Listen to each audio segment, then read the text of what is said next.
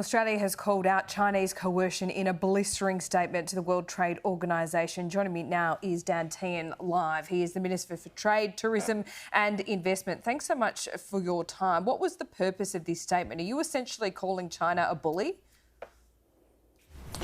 So the purpose of this statement, Laura, is that every 2 years there's a World Trade Organisation policy review of China and of other countries as well. Some it's every 2 years, some it's every 4 years. With China it's every 2 years.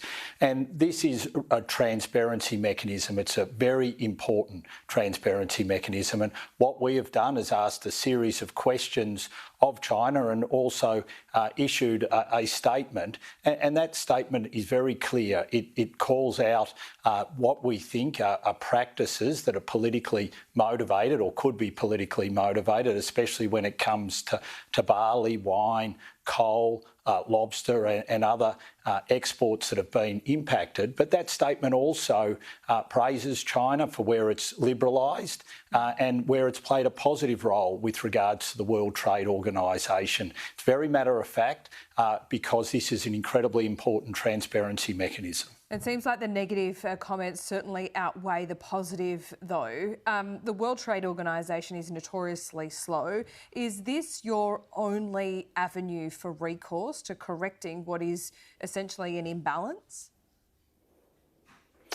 Look, there's many options that we can take. Obviously, the World Trade Organisation is incredibly important because it sets the world trading rules, and Australia has benefited immensely from those world trading rules, as China has. And we want to work with China to make sure that all countries are adhering to those world trading rules because it's lifted people out of poverty in China and it's helped us improve our standard of living.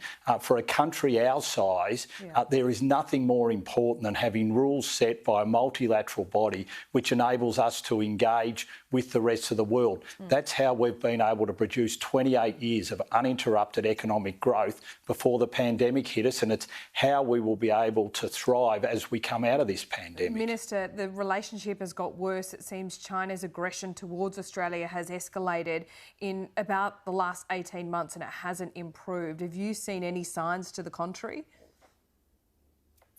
Look, we will continue to keep making the case that our bilateral relationship is incredibly important and the way we engage is incredibly important, and especially how we do that economically, because that's how both countries benefit, and we'll continue to make that case. Now, we haven't seen much change over the last 12 to 18 months, but that doesn't mean that we don't keep putting our case, and that's why this transparency review at the World Trade Organisation was so important.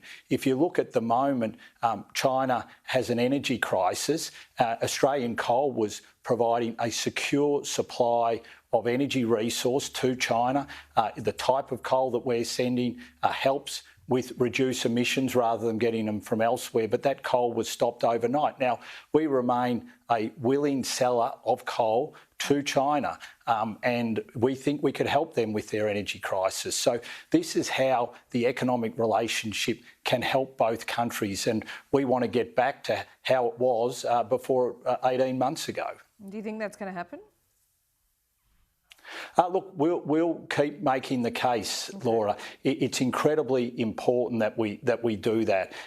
This is how our country has benefited since the Second World War, is by having an open trading system that has enabled us to engage freely with the rest of the world and lift our standard of living. We think it's incredibly important, and we'll keep making that case to China and other countries of the importance of the World Trade Organisation and of having rules in place which enable us to trade freely.